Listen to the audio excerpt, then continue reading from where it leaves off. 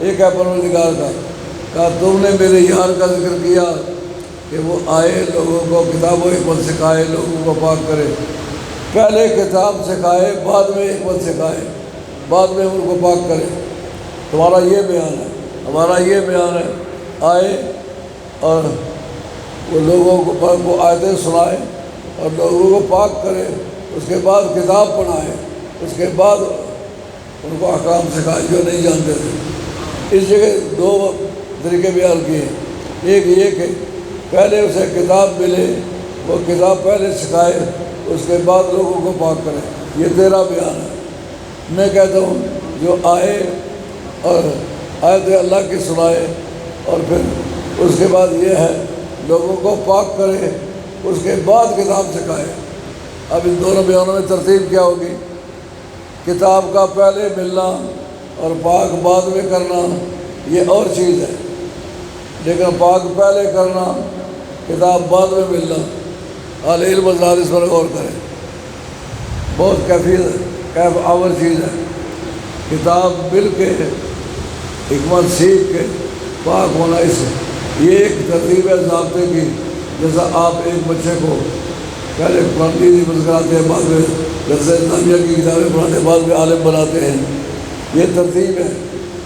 لیکن قرآن نے کہا اے میرا محبوب ایسا ہے، درس نظامیہ کوئی نہیں پڑھا ہوا ہوتا، کوئی ترتیب اس کی تعلیم میں نہیں ہوتی، صرف میرے یار کی نگاہوں سے گزر جائیں، میرے یار کے نگاہ کرم فرمانے سے وہ پاک ہو جاتا ہے۔ اس کا مطلب یہ ہے کہ سرکار کی نگاہ جو ہے وہ کسی ترتیب کی محتاج نہیں ہے اور تعلیم کتاب کی بھی محتاج نہیں ہے۔ ابھی جن صحابہ نے پورا قرآن مجید سنا ہی نہیں، ان کو صحابی کا درجہ ملا کہ نہیں ملا؟ تو ہم اولیاء اللہ سے افضل ہوا کہ نہ ہوا؟ کیا اسے کیا ہے؟ ابھی تو کتاب اسے پوری دیکھی نہیں، یہ مرتبہ کیسے مل گیا؟ اس کا مطلب یہ ہے کہ سرکار تاجدار مدینہ السلام کی نگاہ سے گزرا، ایسی مستی اس میں آ گئی ہے کہ بغیر پڑھنے پڑھانے کے وہ سارے کام کرنے لگا جو اسے کرنے چاہیے۔ نگاہوں سے گزرنے سے بھی ایک نشہ آتا ہے۔ حضرت شیخ سلیمان جمل رحمۃ اللہ علیہ نے جلالین کی شرح لکھی ہے فتوحات الہیہ، اس کے اندر لکھتے ہیں کہ حضرت موسیٰ علیہ السلام کی رب سے جب ملاقات ہوئی اور دیدار کیا ہوا، دیکھا تو ہوش نہیں تھے، ہوش تھا تو دیکھا نہیں۔ اگر کوئی کسی کیس میں پیش ہو، کہا جی میں اس کیس کا گواہ ہوں، کہا جب لڑائی ہوئی ادھر تو کیسی حالت ہے، کہا ادھر میں بے ہوش تھا، شہادت قابل قبول ہوگی؟ اچھا ہوش میں تھا لیکن دیدار کا شروع ہونے سے کے ساتھ ہی میں بے ہوش ہو گیا۔ اب موسیٰ علیہ السلام کو رب سے جو ملاقات ہوئی، وہ دیدار سے جو نشہ آیا، پورے 20 برس تک جنگل میں بیوی بچے اور بھائی کو چھوڑ کے آئے تھے، 20 برس لگاتار ادھر ہی فرعون کے مقابلے میں کام کرتے رہے، لیکن 20 برس تک نہ خیال آیا کہ جوان بیوی چھوڑ کے آیا ہوں، نہ یہ خیال آیا کہ جوان بیٹی چھوڑ کے آیا ہوں۔ اس کا مطلب یہ ہے کبھی محبت کا نشہ آ جائے، احساس ضابطہ سے بے خبر کر دیتا ہے۔ قاعدہ تو یہ ہے کہ واپس جائے، اپنے بیوی بچے کو ٹھکانے لگائے۔ شعیب علیہ السلام کے گھر سے دونوں بھائی اپنی اپنی بیویاں لے کر چلے آئے، اب جنگل ہے اور وادی طور ہے، وادی طور میں ان کو چھوڑ کے آئے تھے، خیال ہی نہ آیا کہ واپس جاؤ۔ اس کا مطلب کیا ہوا کہ جب محبت کا نشہ آ جائے، احساس ضابطہ سے بے خبر کر دیتا ہے۔ چھڈ بھولیا پرانی بستی نو، کر آباد یار دی ہستی نو، جیڑے چڑھ گئے عشق دی مستی نو، تو ہو گئے نی سمن بھگوان ہوں۔ جنہوں نے اپنے بھائیوں کو سرکار کی دل جوئی کے لیے قتل کیا، ان کے نارمل حالات ان کے تھے۔ حضرت مصعب ابن عمیر جنہوں نے سب سے پہلے مدینہ طیبہ میں قرآن پڑھایا، سورہ یوسف پڑھائی، انہوں نے میدان بدر میں یا میدان احد میں بلکہ اپنے بھائی عبداللہ بن عمیر کو اپنے ہاتھ سے قتل کیا۔ آپ آمنے سامنے آئے، جب وہ تولوں میں آیا تو آپ باہر کر گئے، تو کفار نے کہا دیکھو اپنے بھائی کو مار ڈالا ہے، کہا اس کا احساس تمہیں ہوگا، مجھے اس کا احساس نہیں، میں نے وہ جو نشہ پیا ہوا ہے، جنا ہک کٹ پر کے پیتا وعدت دے مد لالوں، علم کلام نہ یاد رہے نے گزرے کال مکالوں۔ باقی علوم کی حاضری رہتی، بھائی کو مارتے نہیں، عشق رسول نے مجذوب کر دیا ہے، سگے بھائی کو قتل کیا ہے۔ اب یہ ترتیب سمجھ میں آئی ہے کہ کیا وجہ ہے کہ صوفیہ، قادریہ، چشتیہ، نقشبندیہ، سہروردیہ، شاذلیہ، بندیہ سب مراقبے کرتے ہیں، چلے کاٹتے ہیں، وظیفے پڑھتے ہیں۔ صحابہ نے کون سے وظیفے پڑھے ہیں؟ حضرت صدیق رضی اللہ عنہ نے کوئی چلا کاٹا ہے، کوئی مراقبہ کیا ہے؟ حضرت فاروق نے کوئی مراقبہ کیا ہے؟ صحابہ کرام نے چلے کاٹے نہیں کاٹے؟ ان گیا تو مراقبے کی بحث اگر تلاش کرے تو قرآن میں نہیں ملے گی، حدیث میں نہیں ملے گی۔ اور اگر یہ پوچھو کہ انہوں نے بظاہر کون کون سے پڑھے، سوائے چہرہ مصطفیٰ کے اور ان کا وظیفہ کچھ نہیں تھا۔ حضرت سعید بن معلیٰ کہتے ہیں، بخاری کی حدیث ہے، میں نماز پڑھا کرتا تھا جماعت کے ساتھ، لیکن اس لالچ سے سرکار کے مصلے سے متصل جا کر کے نیت کرتا تھا۔ مراد کیا تھی؟ مراد یہ تھی کہ دیکھو کہ سرکار سجدے میں گئے، سرکار کی زلفیں محمد مصلے پر بکھر جاتی تھی، سرکار اسے ہاتھ سے اٹھا کے اسے کان کے پیچھے لے جاتے تھے۔ میں نماز بھی پڑھتا تھا، سرکار کے زلفوں کے دیدار کے مزے بھی لیتا تھا۔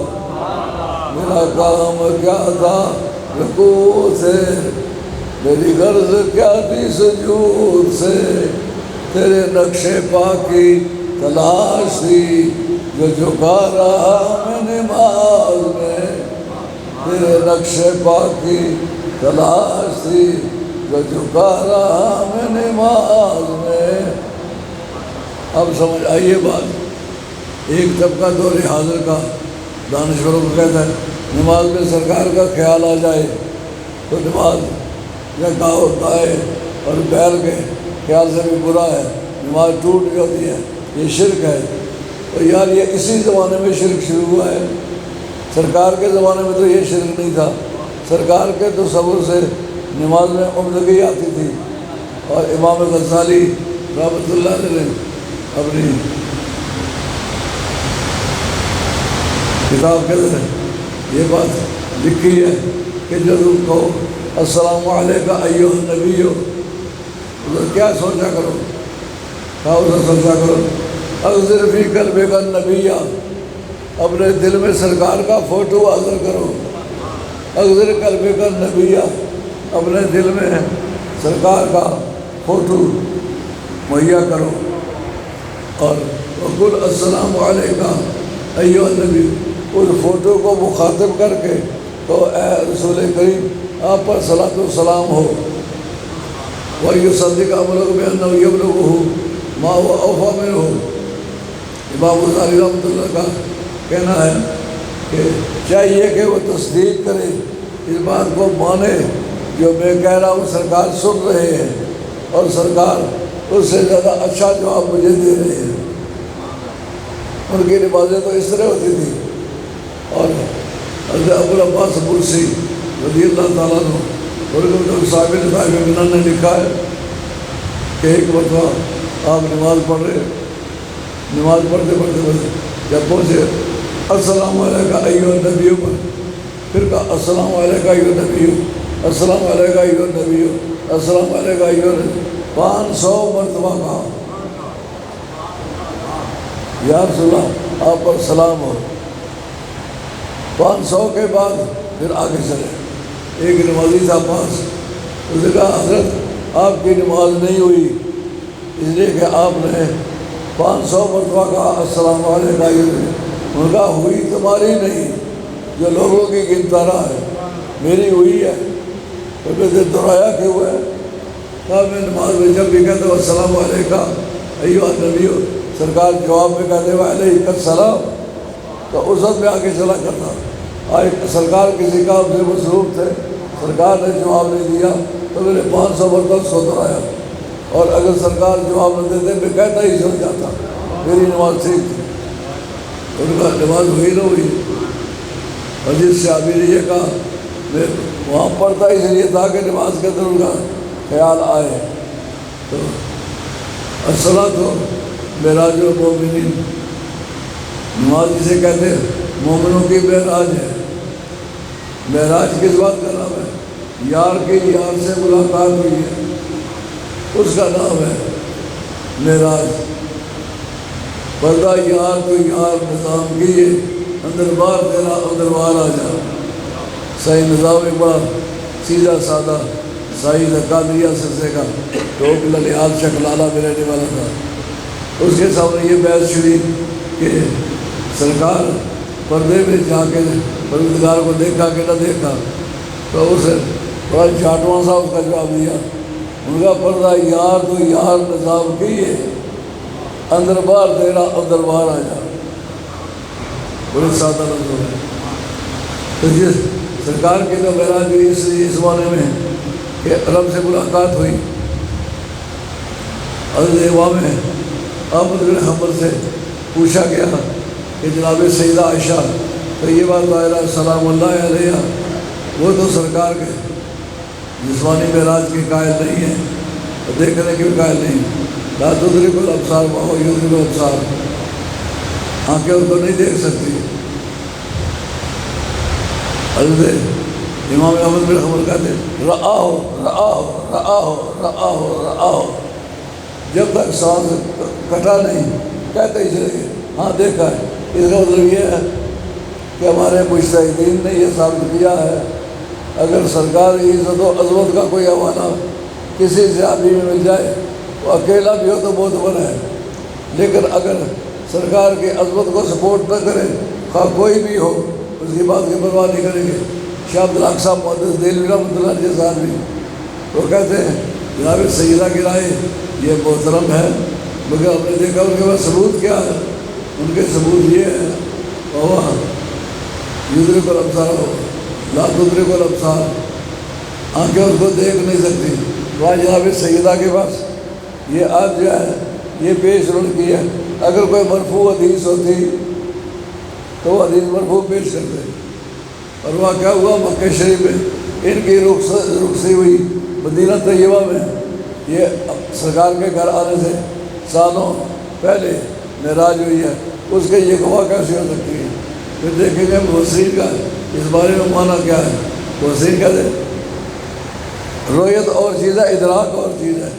ادراک گھیرنے کا نام ہے، رب کو کوئی طاقت گھیر نہیں سکتی کیونکہ وہ ازلی ابدی لم یزلی ہے، اس کا ادراک کسی کے لیے ممکن نہیں، لیکن ادراک کی نفی سے دیدار کی نفی نہیں ہوتی۔ دیکھا اور بار بار کا دیکھا ہے دیکھا ہے دیکھا ہے۔ علامہ زرقانی نے اس پر کافی ساری بحث لکھی ہے، اور اس سرکار کی تو معراج ہوئی کہ رب کو دیکھا، مومن کی معراج کس طرح ہوئی؟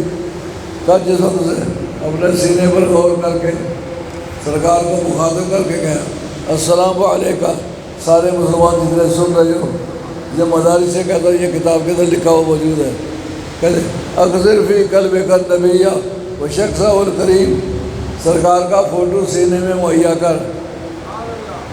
سوال پیدا ہوتا ہے فوٹو تو منع ہے، یار کسی مادے پر فوٹو ہو وہ منع ہے، لیکن یہ کسی مادے پر فوٹو نہیں، یہ بزم خیالی ہے، اس کے تصور میں ہے، تو تصور کا فوٹو ممنوع نہیں ہے۔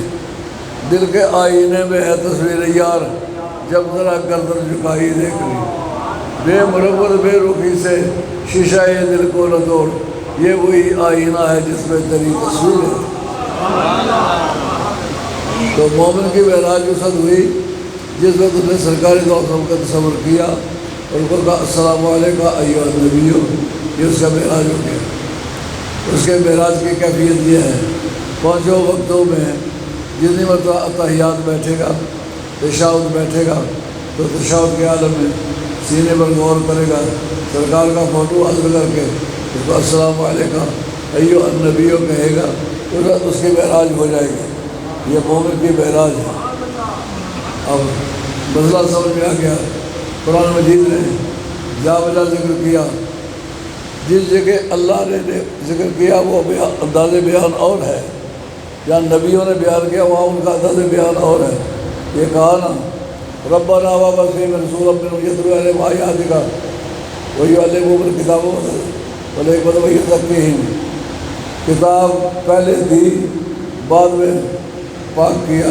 یہ نبیوں کا انداز بیان کا طریقہ کار یہی ہے کہ پہلے کتاب پڑھائی جائے بعد میں پاکیزہ کی جائے، لیکن رب نے سرکار کی شان اس نے بیان کی لقد من اللہ علی المؤمنین اذ بعث فیہم رسولا منہم یتلو علیہم آیاتہ ویزکیہم ویعلمہم الکتاب والحکمہ وإن کانوا من قبل لفی ضلال مبین۔ یہ بات صاف طور پر قرآن مجید نے بیان کی۔ وہ پہلے پاک کرتا ہے بعد میں کتاب سکھاتا ہے۔ اس کا مطلب یہ ہے شیخ کامل ہو تو کتاب کی تعلیمات سے بے نیاز کر سکتا ہے۔